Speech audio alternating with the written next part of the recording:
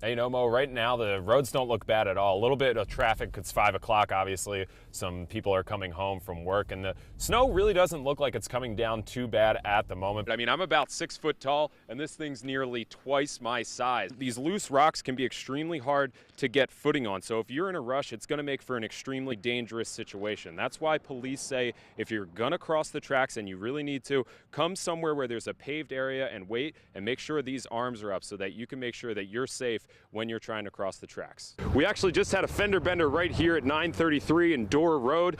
Maybe couldn't see, maybe road conditions playing a factor, slid into the back of the car in front of him, and that's really the story all over the state today. So a lot of people are ditching the old scraper and then just coming out, firing up the car, and then they just get that defroster pumping while they go back inside to continue getting ready for work. But the South Bend police say this is a big problem, why a lot of people are falling victim to car thefts. A lot of nerves around here too, but kind of happy, anxious nerves. I see a lot of signs for John Gregg all over the place promoting him for governor. And just like you said, Mike Pence running for vice president. So we know we're going to have a new governor in the state of Indiana. News Center 16, Shaun Gallagher joins me now from South Bend. So Shaun, how long have residents been stuck in traffic? Well, good evening, Mo. It's 5:30, so it's prime time for rush hour traffic right now, and I'm here at the corner of Edison and 23, and there are cars lined up for about a block and a half all the way down Edison once you get towards Notre Dame's campus, and they're all having to slow down for this bump that you approach as you get on to 23. I actually had one woman tell me that her normal 15-minute commute took her about an hour because of this repavement process, but INDOT assures me by Friday it'll be smooth sailing right here on 23. It's been slow and steady for cars as they go through intersections, with uneven pavement causing headaches for drivers. One of the biggest concerns of 23 is that they've left huge lumps or ridges that you can't get from A to B without everybody not only slowing down for traffic, but slowing down for the bumps, etc. You have to take it really slow because the pavement's so uneven, and there's like multiple bumps, so you have to be slow all the way through. But INDOT says they're ahead of schedule. It's backing up traffic a little bit, certainly a little bit of a headache, but we're moving really quick. Crews are moving quick, and we'll be actually getting a lot of this done by the end of the week. But in the meantime, traffic concerns are stacking up. It's like a madhouse. It's crazy. It takes you maybe an hour longer to get through the traffic, and I'm hoping they get it fixed pretty soon. How they got it right now, how the one lane's done, the other one's not, it's rough, you know, going back and forth, and even just turning in here, it's rough. For local landscaper Jeff Collins, it's been extremely difficult navigating over the rough terrain with his lawn care equipment in tow. It's been pretty rough pulling a trailer with the lawn care stuff and the equipment and that. I mean, it sucks driving the city regardless, but when you got road construction, it makes it a lot worse. We really apologize to those people. We understand how frustrating it can be, but with that said, I hope that those people understand that this road really needed to be repaired, and just to bear with us. We appreciate your patience. We're going to get this done as quickly as possible. Hopefully we'll have the main line done by the end of the week. And INDOT says that they finished another large portion of 23 here today, and they'll be back tomorrow for a much longer day to make sure that they get all of this done by Friday, Mo. Okay, so like many of those people you talk to, I've been caught in this more times than I want to count. When's the entire project going to be done? Well, the main part of 23 where you're going to be driving back and forth, that's going to be done by Friday, but you'll see some of these approaches as we pan down here where they've dug up. They're actually going to wait about a month to come back and fix this because they don't want to interrupt what Mishawaka is doing with their street expansion project. So they'll be back for the first week in August, and Doug Modes tells me that'll actually be about 3 weeks ahead of time, so well before football season starts. But I'm just like you, Mo. I can't wait for this to be done so we can just deal with it and get home in a timely manner, you know. And get to work on a timely manner, too. Yeah. Thanks, Shaun. And it may have been quick, but today's storm has many across Michiana picking up the pieces. News Center 16 Shaun Gallagher joins us now. And Shaun, this was a pretty devastating storm.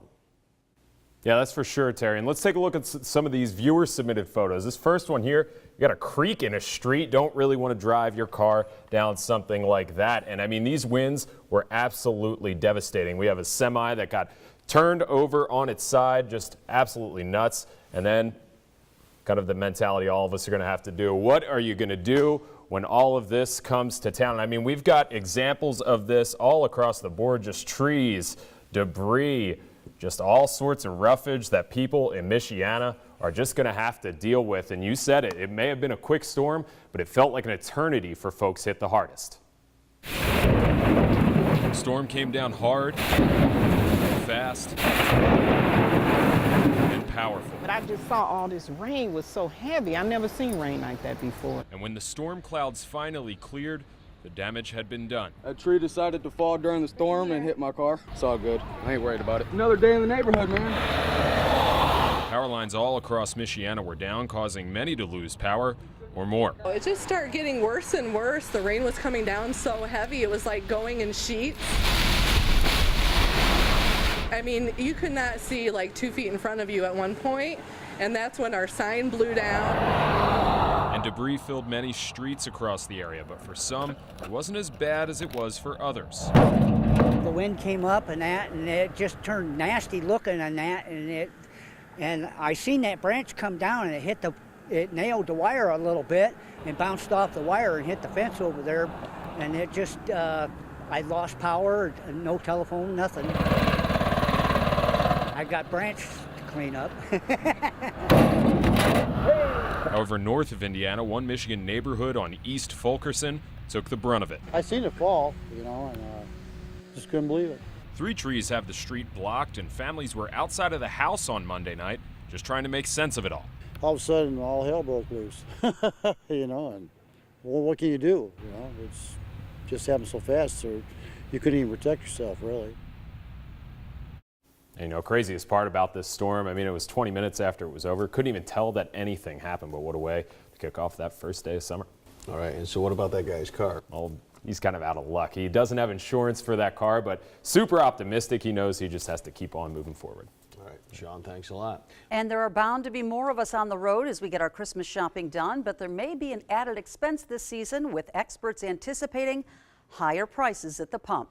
News Center 16's Shaun Gallagher joins me live from Roseland. And Shaun, just how much of a hike are we talking? Yeah, Mo, that really depends where you look, but our friends over at Gas Buddy say that they see prices are going to increase maybe up to $2.39 a gallon in the coming weeks. Now, this is all because the Organization of Petroleum Exporting Countries, known as OPEC, says they plan to cut crude oil production by 1.2 million barrels a day in January. Now, they plan on doing so because there's been an oversupply that has led to lower fuel prices in the last 2 years. And according to Gas Buddy, the prices have really dropped in December of 2015 and 2016, with prices averaging about $2 a gallon, much to the consumer's delight.